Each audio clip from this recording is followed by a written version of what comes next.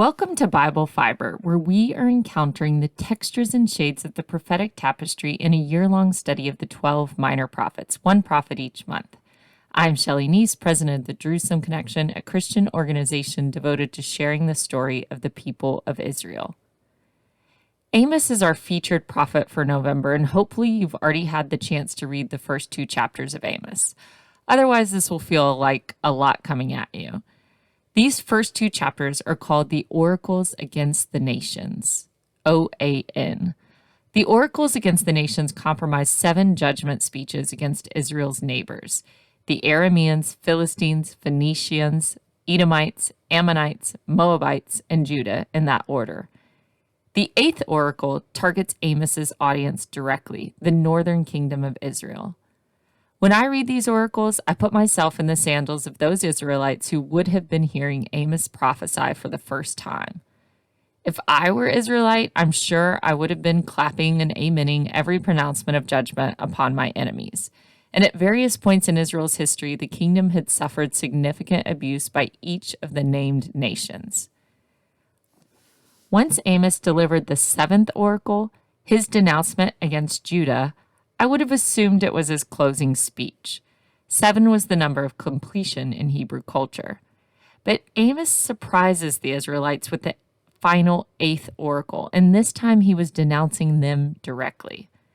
The list of Israelite crimes was longer and more comprehensive than any of the other nations, and they would not be spared from the full force of divine punishment. One reason this podcast is focusing on the minor prophets is because they are very difficult texts to read at times.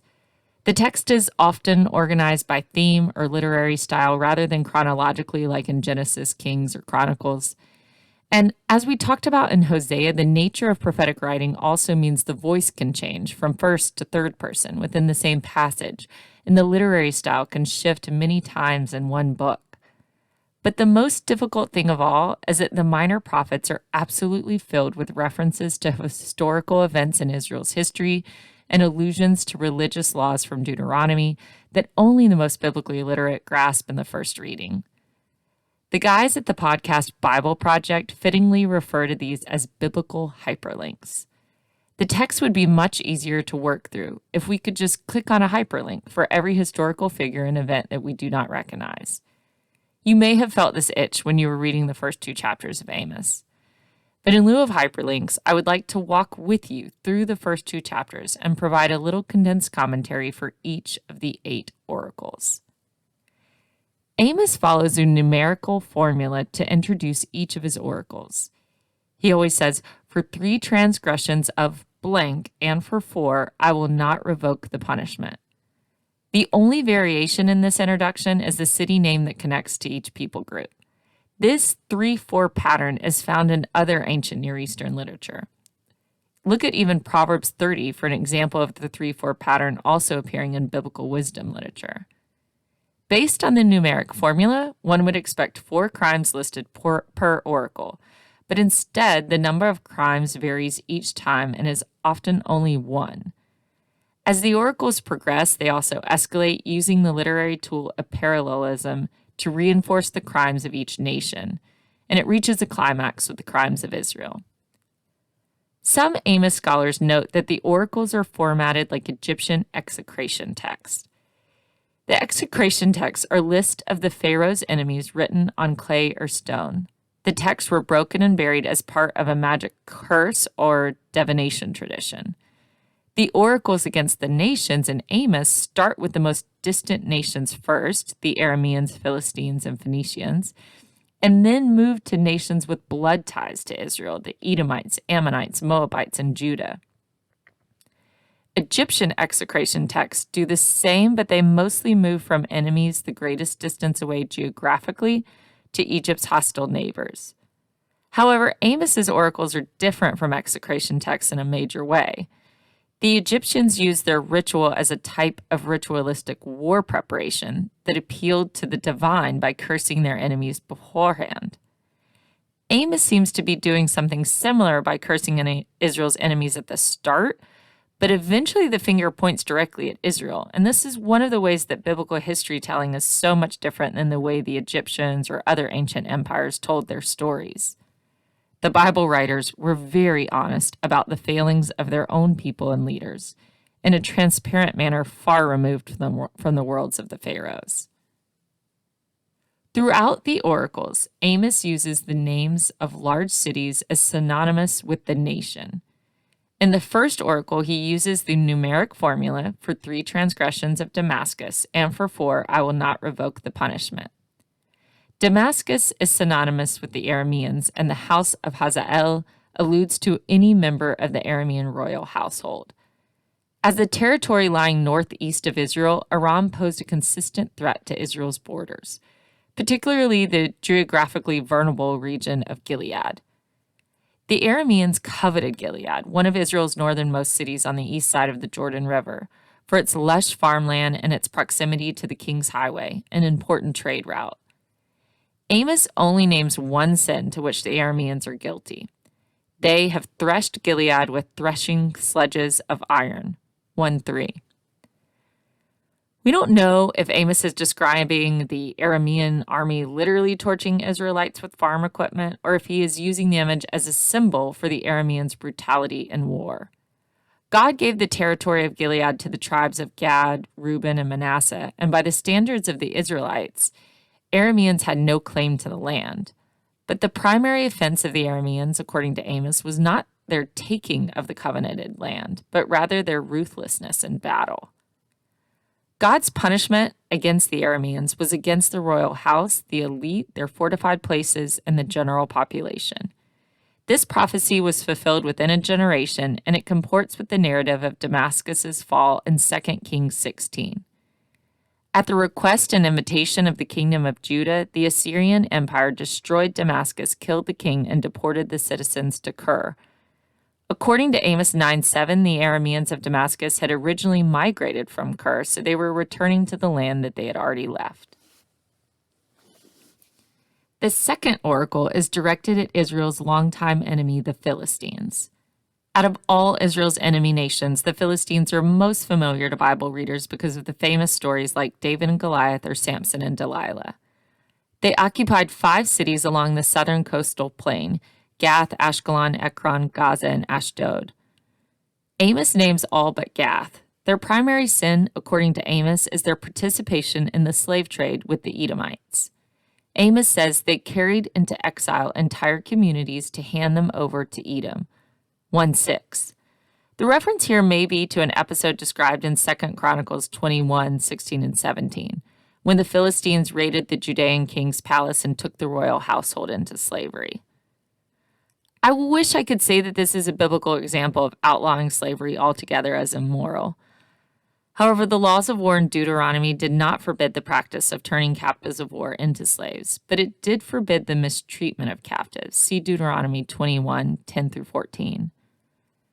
The methods in which Philistines were acquiring slaves somehow violated even the most basic of laws around the slave economy, and for their punishment, the Philistine strongholds would be burned by divine fire and the people would perish. Fire is the main form of divine punishment in all the oracles, and this prophecy was fulfilled by the Assyrian attack on Gaza in 734 BCE. The other Philistine cities also fell to later Assyrian kings. The third oracle is against Tyre, a prominent Phoenician port city in antiquity. Tyre, continuously occupied through the centuries, is today the 4th largest city in Lebanon. The denouncement on Phoenicia is almost identical to the condemnation of Philistia. They are guilty of delivering entire communities over to Edom. 1:9. Phoenicians did not do the capturing of slaves, but their huge harbors were certainly well poised in the maritime industry to profit off the trade and transfer of slaves.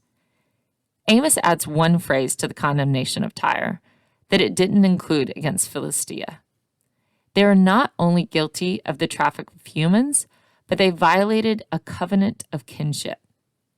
The kinship referenced here is the peace agreement and trade alliance that both King David and King Solomon forged with Phoenicia and lasted many years. See 2 Samuel 5:11 or 1 Kings 5. The marriage of Judean king Ahab to the Phoenician princess Jezebel shows how serious both parties took the alliance. Like Philistia, Tyre was predicted to be destroyed by divine fire. By 883 BCE, Assyria subdued the Phoenicians and forced them to pay heavy tithes to the king. But it was not until Alexander the Great that Tyre was completely captured and the majority of its people killed. The fourth oracle is against Edom and the naming of Edom's southernmost city of Teman and northernmost city of Basra that shows the fullness of Edom's punishment. This oracle marks a transition from condemnation of outsiders to condemnation of those nations, which Israel has a fraternal covenant. Also, the tone of the oracles has escalated. The Ammonites and Philistines participated in the trade of Judean slaves, but the Edomites have the ultimate blood on their hands as they were the actual point men of the slave trade. According to the Bible, the Edomites were descendants of Esau, and they lived in the region from Seir. From the moment of Jacob and Esau's tenuous reunion, the relationship between Judah and Edom was tense. But still, the Bible continually refers to Judah and Edom as brothers. At various points, Judah subjugated Edom, like during the reign of King David, see 2 Samuel 8:14. But after the fall of the united monarchy, Edom rebelled and temporarily achieved their independence. The enmity the Edomites felt towards Jerusalem was most evident by the reaction to Jerusalem's fall to the Babylonians. The Edomites were quick to take advantage of Judah's plight, plundering the wreckage of the holy city and further slaughtering the Judeans who remained. The savagery of the Edomites will be a focus for one of our later prophets, Obadiah. I mentioned in my Joel 3 episode that Yahweh cursed the Edomites for their rejoicing over Judah's greatest moment of weakness.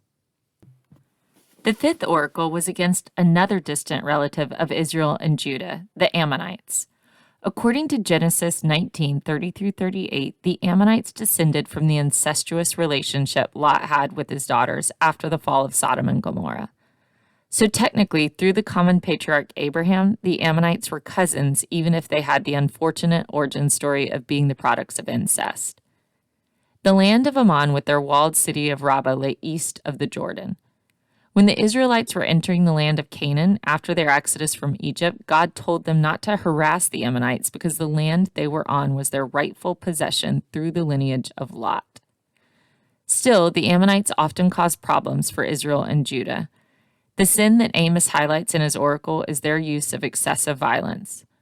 According to Amos, the Ammonites ripped open pregnant women in Gilead in order to enlarge their territory. 1:13. Even by the standards of antiquity, Amos's audience would have condemned the savagery of Ammonite leaders. And Amos is clear that they were not even acting in self-defense. Their gratuitous violence was part of a land grab. The sixth oracle targets the Moabites. The Moabites were the other product of Lot's incestuous relationship with his daughters. Moab was an ancient kingdom in a mountainous region in the Jordan Valley. When Moses died before entering the Promised Land, he was buried in Moab, and Ruth, the ancestress of our Messiah, was Moabite. Despite this backdrop, the relationship between Judah, Israel, and Moab was never peaceful. One of the craziest stories in the Hebrew Scriptures is the assassination of the obese Moabite king Eglon by the Israelite lefty Ehud. See Judges 3:15-20 for that one. The sins of the Moabites do not pertain to Israel at all, but how Moab mistreated another one of Israel's enemies, Edom. The primary offense was burning the bones of the king of Edom, thereby defiling his burial. While the diverse cultures had varying burial rites and religious beliefs around the afterlife, all agreed that the dead had a right to protected burial. And the Moabites were blind to even the most basic of universal laws that existed at this time. Strangely, too, this is the fourth oracle that Edom is featured in some way. Moab's punishment is like the others. They will be destroyed by fire and their leaders will die in war. Before the curse against Moab, a sense builds in Amos's poetry that there was a recognized standard for proper conduct in war. If such a standard did not already exist across borders, Amos was reminding everyone that an ethical code, an understanding of right and wrong, exists for all humanity. Everyone is an image bearer of God. And as the descendants of Noah, everyone is held to a universal standard of human decency. So the nations are called to account not only for how they treat the special people of God, but also how they use and abuse each other. Amos is denouncing the world he occupies as completely void of loyalty, honor, and empathy. Drawing from what is listed in the oracles, that code at the very least forbids gratuitous violence, 1:11, taking war prisoners into slavery, 1:6 and 9, attacking pregnant women, breaking covenants, and disrespecting the deceased. The seventh oracle is directed at Amos's own kingdom of Judah. The measuring stick by which Judah is held accountable is different than that of the other nations. As recipients of Yahweh's revelation, they are expected to follow more than a baseline moral code for the ethical standards of war. Their crime pertains to their religious worship. They have rejected the law of the Lord and have not kept his statutes. 2:4. They followed the same lies after which their ancestors walked. Also 2:4. Judah, like Israel, had privileged status among the nations of the world, and that they knew the one true God. He had instructed them in his ways so all would be well with them. God is calling for fire to destroy Jerusalem, and this prophecy would be fulfilled when the Babylonians burned Jerusalem in 586 BCE. The eighth and final oracle is against Israel, the very audience that Amos would have been addressing. Yahweh judged the other nations for acts they committed during wartime, but Israel was held accountable for how she had mistreated her own people even in times of peace. And for the first time in Amos's oracles, the numerical 3-4 formula delivers. Up to this point, only one sin had been named per oracle, but now there are many sins. Israel had horribly mistreated the poor and oppressed, trampling their heads and pushing them away, 2:7, and they were also guilty of sexual immorality and idolatry. Amos enforced the point that Israel's guilt was the greatest because they had been gifted God's revelation through the laws and prophets. Yahweh had called out the descendants of Abraham to be a kingdom of priests, an example of wisdom and justice to the world, and instead they were acting just like the nations. They had profaned the name of the Lord, 2:7, which is the equivalent of saying that they had been such a bad example of how a nation of Yahweh should act under the principles that he had given, that Yahweh's own reputation was at risk. Yahweh makes clear that the failure of his people by no means reflects a failure of his own divinity. He sets a sharp contrast between his faithfulness to the covenant and their complete breach of the covenant. Because of his great mercy, he delivered them from slavery in Egypt when they had been at their lowest low. And through his guidance, they conquered the land of Canaan, fighting back the much stronger peoples of the land on their behalf. Yahweh sent them prophets to convey the will of God, and the Israelites in response tried to silence them. He sent them Nazirites who pledged to lead lives as examples of the pursuit of holiness, and they tried to get them to break their vows. Israel's coming punishment was going to be like the other nations. The kingdom of Assyria would inflict the final blow on Israel. But Amos does not name the Assyrians, probably because they were merely acting as human agents for Yahweh's will. Israel's army under Jeroboam II had experienced success after success, but soon the foot soldiers, archers, and cavalry would all be on the run. I hope now that when you read these first two chapters of Amos, you don't feel a need to skip over the oracles because they read like one of those lists in the Bible with so many difficult to pronounce people and place names. Each of Amos's 8 oracles is the link in a chain, and to get the full effect, you must at least try and comprehend the weight of each link. The denouncement of Israel is the anchor at the end of the chain, the pronouncement with the most weight. However, the implicit message of the oracles against the nations is Yahweh's reminder that he is sovereign over all. All of history is his concern. Yahweh is the one who gave all the nations their inheritance, but as Deuteronomy 32:8 emphasizes, the Lord's own portion was his people. We will learn next week more about what it means to be the family Yahweh has chosen to know out of all the families of the earth. When I read Amos, the Peter Parker principle is always popping into my head. With great power, there must also come great responsibility. But in the case of God's people, the ones delivered out of Egypt and given the gift of God's laws at Sinai, the more appropriate wording is, with divine revelation, there must also come great responsibility. Be sure to read Amos 3, 4, and 5 as part of the Bible Reading Challenge. Thank you for listening. Bible Fiber is available on YouTube or wherever you listen to your podcast. Shabbat Shalom.